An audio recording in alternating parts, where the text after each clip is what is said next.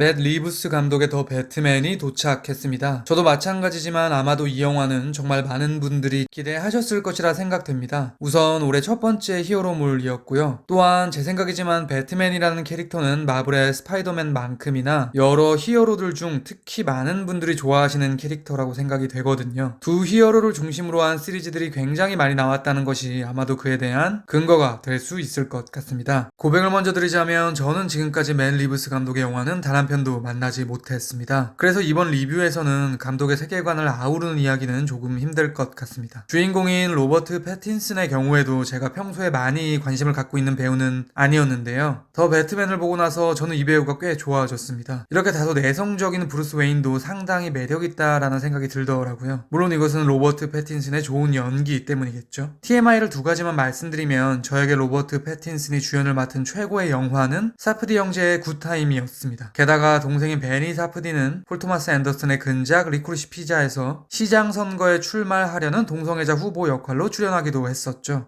이제 본격적으로 영화의 내적인 이야기로 들어갈 텐데요. 결론부터 말씀드리면 저는 더 배트맨이 좋았습니다. 이 영화는 장르적으로 히어로물이라는 측면뿐만이 아니라 고전 할리우드를 논하는 데 빠져서는 안 되는 탐정 영화라는 측면에서 봐도 꽤나 흥미롭더라고요. 또 다른 관점에서는 배트맨과 캐트우먼 사이의 멜로 영화처럼 보이기도 하는데요. 두 인물이 미술관에서 격투를 벌이며 처음 합을 맞추는 장면은 사실상 남녀 간의 스킨십처럼 보이기도 했거든요. 그런데 그 둘은 결국 이루어지지 않습니다. 저는 그러한 결론이 더 배트맨의 핵심 중 하나로 보이는데요. 그에 대한 이야기를 비롯하여 악당들의 시점 쇼트와 망원경 쇼트 분석, 배트맨과 리들러가 동전의 양면처럼 보이는 이유, 영화를 관통하는 세대적 측면, 흑인 여성 시장의 상징, 홍수의 의미, 그리고 배트맨의 필요성에 대한 영화의 선택에 대한 이야기까지 더 배트맨 끝장 리뷰 지금 시작합니다.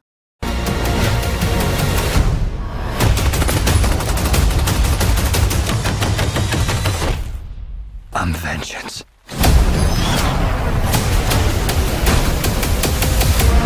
제 생각에 많은 히어로들 중에서 배트맨이라는 캐릭터가 가지고 있는 가장 큰 특징은 선악의 모호함일 것입니다. 물론 악당들처럼 절대적인 악행을 저지르지는 않지만 그가 벌이는 자경단으로서의 행위가 온당하다고 말하기는 힘들겠죠. 왜냐하면 그는 많은 경우 기존 공권력이 만든 법체계를 따르지 않으니까요. 영화에서 배트맨과 고든 형사는 이것은 나의 방식이다, 이것은 너의 방식이다 라는 이야기를 지속적으로 하기도 합니다. 또한 배트맨이 악을 처단하는 목적은 정의를 집행하기 위함이 아닙니다. 그는 자신의 아버지에 대한 복수를 하기 위해 악당들에게 린치를 가하고 있는데요. 아버지인 토마스 웨인이 그 당시의 악당 중 누군가에게 살해된 것으로 판단한 브루스 웨인은 모든 악당을 소탕하기로 결심한 것이죠. 그러니까 사적 복수를 위해 법체계 바깥에서 폭력을 행사하는 배트맨을 선이라는 카테고리에 넣는 것은 옳다고 보이지는 않습니다. 더 배트맨이 다루는 거대한 줄기 중 하나 역시 배트맨의 선악에 대한 이야기인데요. 영화에서 배트맨은 이러한 역설을 머금은 것으로 묘사되고 있습니다. 예를 들면 그는 영화 초반 지하철에서 인종차별주의자를 집단처럼 보이는 불량한 이들에게 린치를 당하려고 할 때 불쑥 등장해 다대일로 격투를 벌이죠. 이 장면은 후에 반복됩니다. 콜슨 검사의 목에 장치되어 있던 폭탄이 터진 후 경찰서에서 깨어나게 된 배트맨은 자신의 정체를 밝히려는 경찰들과 역시 다대일로 격투를 벌이죠. 그러니까 영화는 동일한 구도로 배트맨이 폭력배들, 경찰들 모두와 척을 지는 것으로 표현하고 있는 것이죠.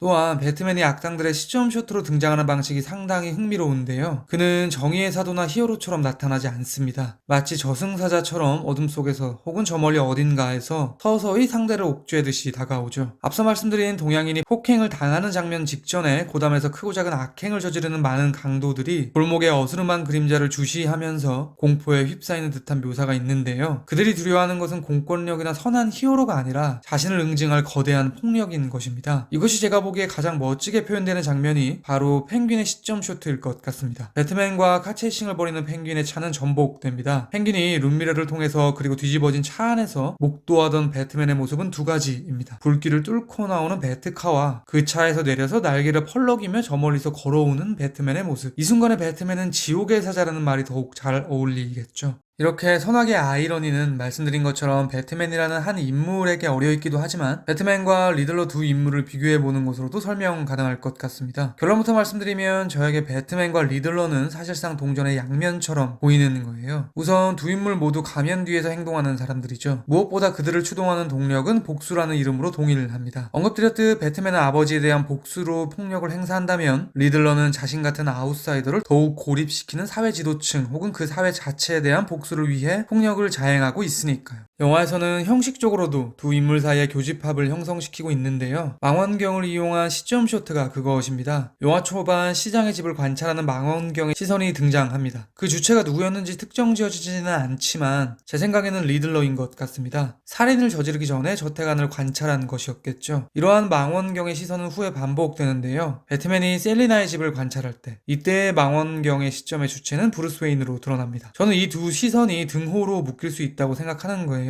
그러니까 배트맨과 리들러는 목적은 다르지만 누군가의 사적 공간을 불법으로 관찰한다는 행위를 공유하는 것이죠. 또한 리들러의 망원경 시선 속에서 자경단의 코스튬을 한 시장의 아들이 아버지를 공격하는 장난을 치자 시장은 죽은 척 땅에 눕는 장면이 보입니다. 직후 시장은 실제로 살해를 당하게 되죠. 그러니까 저에게 아들의 장난은 일종의 살인 예고로 보이기도 하는 거예요. 그렇다면 소년이 예고하는 살인자는 누구인가? 실제 살해를 하는 것은 리들러이니 당연히 소년의 자리에 리들러를 자리매김하는 것이 온당해 보이기는 하지만 소년이 자경단 옷을 입고 있었다는 측면에서는 그 자리에 배트맨을 둘 수도 있을 것 같습니다. 사실 브루스 웨인의 아버지 토마스 웨인의 리뉴얼 정책으로 리들러라는 괴물이 태동케 되었고 그 괴물이 시장을 죽였다라는 맥락에서 본다면 이 살인의 근원을 웨인 가문 그리고 그것을 물려받은 브루스 웨인에게서 찾을 수 있을 것 같습니다. 이 지점에서 이러한 질문이 가능할 것 같습니다.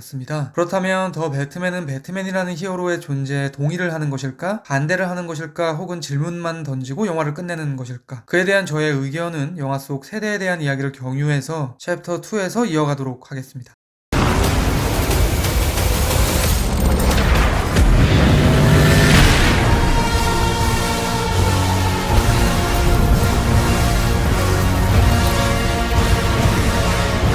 더 배트맨에서 선악의 역설 이외에 또 다른 거대한 줄기 중 하나는 세대에 관한 이야기입니다. 그에 대한 설명은 배트맨과 캐트우먼을 경유해서 가능할 것 같습니다. 이 두 인물은 배트맨과 리들러가 그랬던 것처럼 비슷하면서도 다른데요. 이렇게 말할 수 있을 것 같습니다. 배트맨이 아버지에 대한 복수 때문에 폭력을 사용하는 인물이라면 캐트우먼은 아버지에게 복수를 하기 위해 폭력을 사용하는 인물이다. 말하자면 두 인물 모두 자신들의 윗세대로부터 내려온 유산들이 현재 자신들의 삶을 지배하고 있는 상태인 것이죠. 그만큼 영화에서는 윗세대의 영향이 크게 어려 있습니다. 그러한 관점에서 제가 보기에 더 배트맨은 브루스 웨인이 아버지 토마스 웨인의 자장을 뚫고 나오는 영화라고 말할 수도 있을 것 같습니다. 우선 영화의 끝자락에 배트맨은 복수가 아닌 사람들의 희망을 위해 배트맨이 되기로 결심을 하죠. 복수는 언급드렸듯 그의 아버지와 결부된 것이었으니 복수를 접는다는 사실은 자신의 삶을 지배하던 윗세대의 영향을 끊어낸 것이라고 할 수 있을 것입니다. 이러한 관점에서 본다면 앞서 언급드린 시장의 아들이 아버지를 해하는 역할놀이가 더욱 의미심장해 보입니다. 그 소년의 자리에 배트맨을 넣는다면 영화는 도입에서 일종의 선포를 하는 셈일 테니까요. 더 배트맨은 배트맨이 아버지를 쓰러뜨리고 자신의 세계를 세우는 영화다 라고요.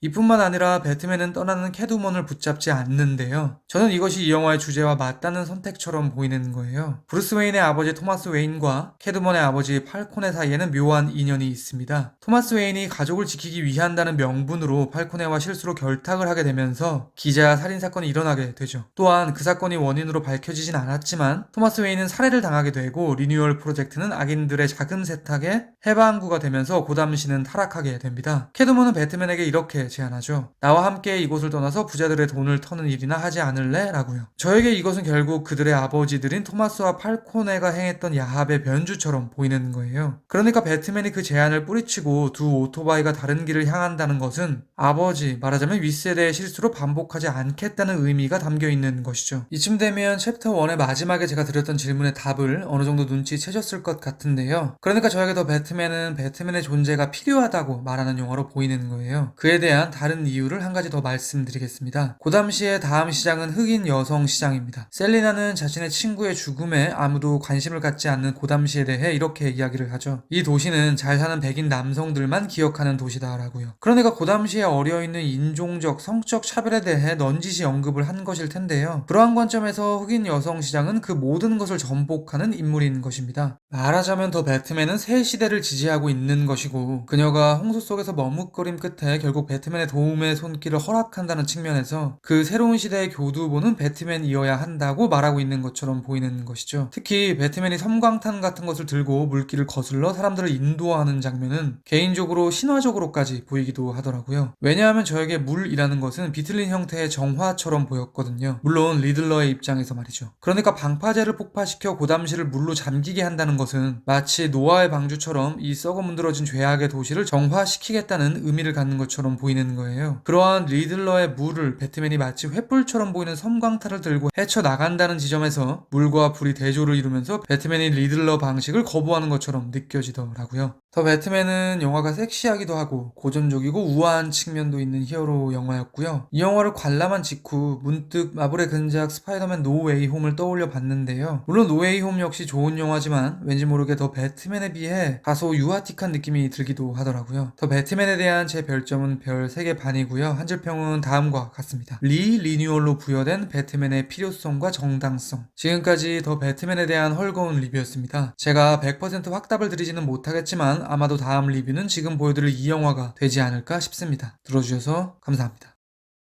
아저씨는 왜 이런 걸 공부했어요? 아름답지 않나요?